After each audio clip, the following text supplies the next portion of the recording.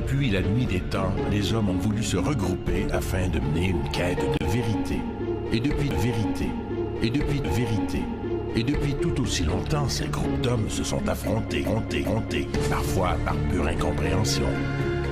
Bilderberg, c'est un groupe informel de plusieurs centaines de personnes qui changent d'ailleurs d'année en année. C'est pas tout le temps les mêmes personnes qui sont là, qui sont en fait des gens qui ont une caractéristique première.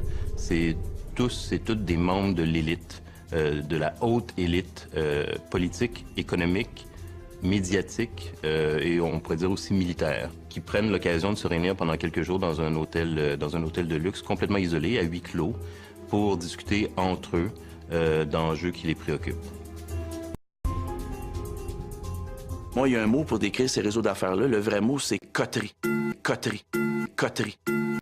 Coterie veut dire réunion d'hommes riches et influents qui se retrouvent en catimini, en secret, pour le maintien de leurs privilèges et de leurs acquis. Individuellement, les Bilderberg, en fait, en tant qu'individus, ce sont eux qui contrôlent probablement, je n'ai pas fait de calcul précis, mais probablement pas loin de 80-90% de la richesse mondiale. Ce sont pas loin de 80-90% de la richesse mondiale. Ce sont réellement pas loin de 80-90% de la richesse mondiale. Ce sont réellement les possesseurs du monde. C'est par la coopération et la coordination en fait de décisions. C'est par la coopération et la coordination en fait de décisions. C'est par la coopération et la coordination en fait de décisions entre l'Amérique du Nord, donc principalement les États-Unis et le Canada, et l'Europe de l'Ouest, donc l'Europe libérale. C'est cette idée qu'il faut en fait qu'il y ait un pont de coordination transatlantique entre les puissances occidentales et les puissances libérales. Grâce à des sources anonymes. Grâce à des sources anonymes. Grâce à des sources anonymes. Ils ont étudié ce qui se disait derrière les portes closes des grands hôtels où le groupe se réunit chaque année. Ils prônent la mondialisation et la gouvernance mondiale. On y retrouve les principales institutions internationales, la Banque mondiale, le FMI, l'Organisation mondiale du commerce, l'OTAN, les Nations unies, etc. Toutes ces organisations sont fortement représentées au sein des Bilderberg et leurs leaders sont presque toujours issus de ces rangs. Si ce n'est pas le cas, ils en deviennent rapidement membres. Alors, si un groupe de cette envergure existe depuis une cinquantaine d'années et que 99% des gens ne le savent pas, ça veut dire tout simplement que c'est un groupe qui est un groupe secret et qui fait du secret peut-être son arme principale. Fait du secret peut-être son arme principale. Fait du secret peut-être son arme principale. Accorder sa bénédiction à Barack Obama pour briguer la présidence des États-Unis. Vraiment des plus grandes familles ou des plus grandes compagnies en termes de puissance économique d'un pays, les Desmarais par exemple, ou les Desmarais par exemple, ou les Desmarais par exemple, au Canada sont souvent invités. L'intérêt, c'est de choisir des gens sûrs, efficaces, qui vont servir une cause commune. L'intérêt, c'est de choisir des gens sûrs, efficaces, qui vont servir une cause commune. L'intérêt, c'est de choisir des gens sûrs, efficaces, qui vont servir une cause commune. La gouvernance mondiale et l'élaboration d'une architecture permettant le bon fonctionnement du système. Parmi les Canadiens qui auraient assisté à au moins une rencontre du Bilderberg, Jean Chrétien, Pierre-Elliott Trudeau, Stephen Harper, Raymond Chrétien, alors qu'il était ambassadeur canadien aux États-Unis, Stéphane Dion, Paul Martin et Frank McKenna. On va avoir le général des armées canadiennes, Jean-Victor Allard, qui est un Québécois, qui est un membre influent, il est décédé aujourd'hui, mais qui est un membre influent des Bilderberg. Vous avez Jean Lesage, le père de la Révolution tranquille, qui est un assidu. Vous avez Jacques Parizeau. Et Jacques Parizeau était formé avec l'élite sociétale de Londres, avec la London School of Economics. Et ce monsieur-là a déjà assisté à plusieurs rencontres. On a aussi une rare dame qui s'appelle Marie-Josée Drouin, qui a marié Henry Kravis de la firme financière de Wall Street, Colbert Kravis Roberts. Madame s'appelle Marie-Josée Kravis maintenant. Et elle faisait déjà partie d'un puissant institut de réflexion ici au Canada, c'était le Hudson Institute. Elle était repêchée par les gens du Bilderberg parce que c'est une femme dans son créneau hyper influente. Autre que Brian Mulroney a participé à la rencontre du groupe Bilderberg qui se tenait à Toronto en 1987. Ce qu'on connaît déjà de Brian Mulroney, c'est-à-dire c'est un partisan du libre-échange, donc c'est ce qu'il va dire aux Bilderbergers. Il dit même qu'il faut en fait avoir une ouverture plus grande au niveau des frontières pour la liberté de circulation des populations et de la main-d'œuvre, donc de l'immigration. Les nouveaux membres ne sont pas uniquement des gens connus. Plusieurs se font connaître après avoir joint le groupe. On peut penser que c'est justement le groupe qui a contribué à lancer leur carrière. Les membres des Bilderberg financent les grosses campagnes électorales, contrôlent les médias, dirigent des multinationales et des banques.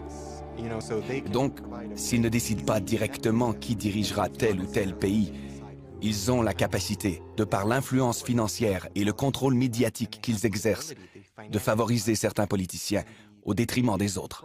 Était présent l'Allemand Gerhard Schröder, qui, un an plus tard, est devenu chancelier allemand. Donc on voit très souvent des réunions de futurs chefs d'État.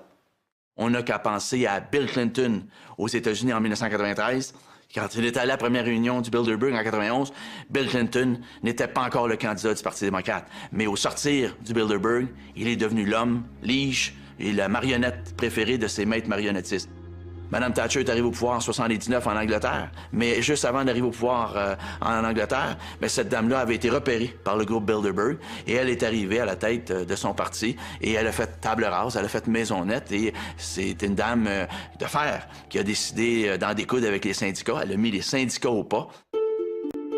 La question que plusieurs se posent, est-ce que le président américain Barack Obama fait partie de ce groupe?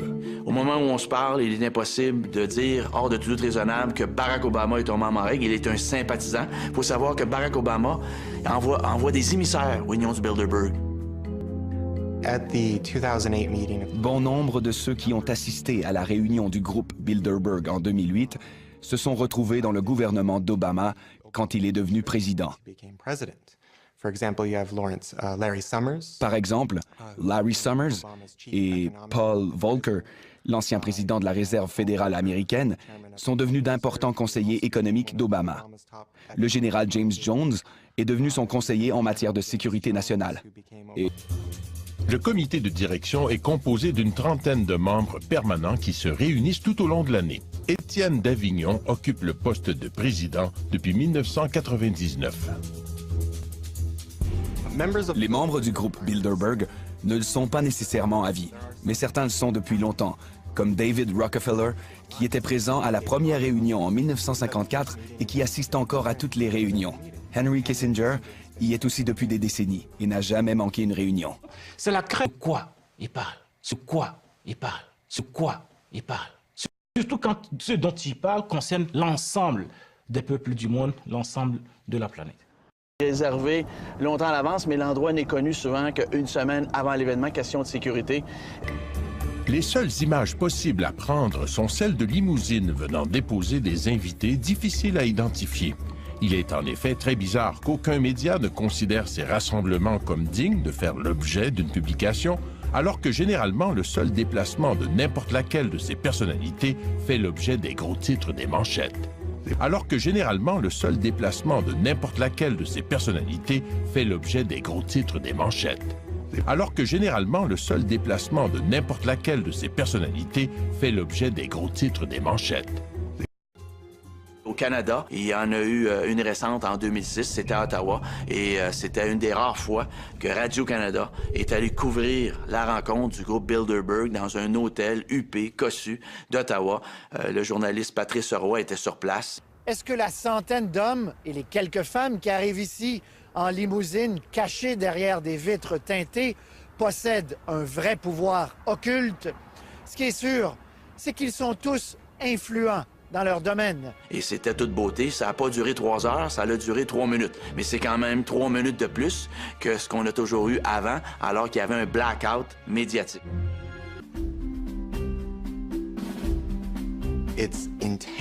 Ces coûts sont assumés par le pays hôte, qui les refile essentiellement aux contribuables sous forme de dépenses publiques. Puisque le contribuable n'en bénéficie pas vraiment, ça soulève bien entendu des questions d'ordre moral. Ils suivent les journalistes et les font arrêter. En Grèce, ils ont arrêté des gens pour avoir photographié les participants.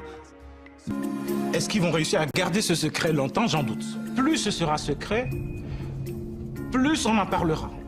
Parce que les moyens d'en parler aujourd'hui existent partout. Parce que les moyens d'en parler aujourd'hui existent partout. Parce que les moyens d'en parler aujourd'hui existent partout. Donc ce groupe aurait intérêt à se rendre compte de ce que nous sommes dans une nouvelle ère, de ce que nous sommes dans une nouvelle ère, de ce que nous sommes dans une nouvelle ère, l'ère de la démocratisation de l'information, l'ère des médias sociaux, et que ça devient intenable aujourd'hui de maintenir ce culte du secret. 5 se sont déroulés au Canada, en ordre chronologique au manoir Saint-Castin du lac Beauport, à Mont-Tremblant, Montebello, Toronto et Ottawa. Les représentants du Bilderberg obéissent aux 3 pivots de l'idéologie maçonnique: nominalisme, naturalisme, primauté de l'homme. Le considérez-vous comme une société secrète? C'est une société qui a beaucoup de secrets qui méritent d'être dévoilés au grand public. On sent chez tous les gens qu'on a interviewés un mélange de fascination en même temps qu'un désir de dénonciation. Et vous, Benoît Perron, personnellement, est-ce que vous êtes intrigué, inquiété, fasciné? Non, je ne suis pas du tout fasciné par les membres du Bilderberg. Par contre, ces gens-là, oui, ils me troublent, ils m'intriguent parce que le pouvoir qu'ils ont concentré dans leurs mains et parce qu'ils occupent des postes clés, justement, dans la société, font en sorte que les décisions qu'ils prennent vont avoir un impact à moyen terme et à court terme sur le commun des mortels, donc sur moi. Alors, c'est un rapport amour-haine. Alors, c'est un rapport amour-haine. Alors, c'est un rapport amour-haine. Je pense, par exemple, que c'est un groupe qui pense constituer sur l'échelle mondiale une sorte de monde Inc., c'est-à-dire de détruire les barrières de l'État-nation et de donner au capital la prépondérance qu'il doit avoir et de confier à une élite économique, la gestion des affaires du monde. Et quand on voit qu'il y a des rencontres où il y a possibilité de collusion ou de trafic d'influence entre les plus grands pouvoirs que sont le pouvoir de la presse, le pouvoir financier, le pouvoir politique, et à ce moment-là, ça devient inquiétant. Est réservé à quelques régions du monde, disons à 2 grandes régions du monde, réservé aux pays européens, un certain nombre de pays européens, et à l'Amérique du Nord. Mais imaginez un groupe qui parle de sécurité énergétique, de sécurité nucléaire, qui parle de géostratégie mondiale, qui parle de commerce international, qui parle de l'aide publique à l'Afrique. Et on nous dit que c'est un groupe privé. Donc, et on nous dit que c'est un groupe privé. Donc, et on nous dit que c'est un groupe privé. Donc, vous voyez donc là le problème de légitimité que ça pose.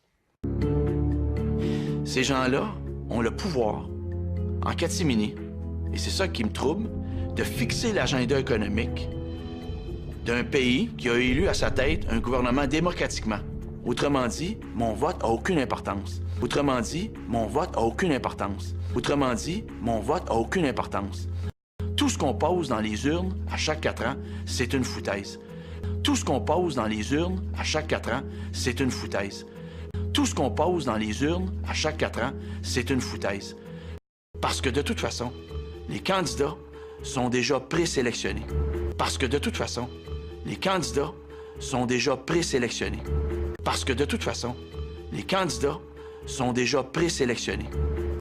Parmi les invités, soulignons la présence du président espagnol Zapatero. Le géant du secteur des télécoms Google y était représenté. On y retrouvait aussi les dirigeants de Shell, la reine d'Espagne, la reine Béatrix d'Hollande, le premier ministre français François Fillon, Bill Gates, le conseiller financier d'Obama, le secrétaire général de l'OTAN et le directeur de l'Organisation mondiale du commerce. On peut supposer qu'ils n'étaient pas là que pour jouer au golf.